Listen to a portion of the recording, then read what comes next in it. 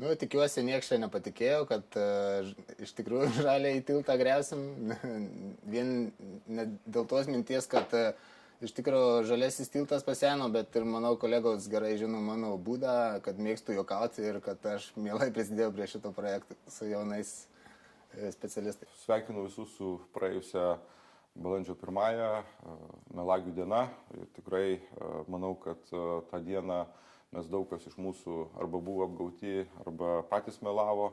Aš visada laikiausi nuostatos, kad politikams ir svarbiems valstybės pareigūnams taip pat yra nesvetimas humoro jausmas. Atsiprašau tų, kuriuos iš tikrųjų pavyko apgauti.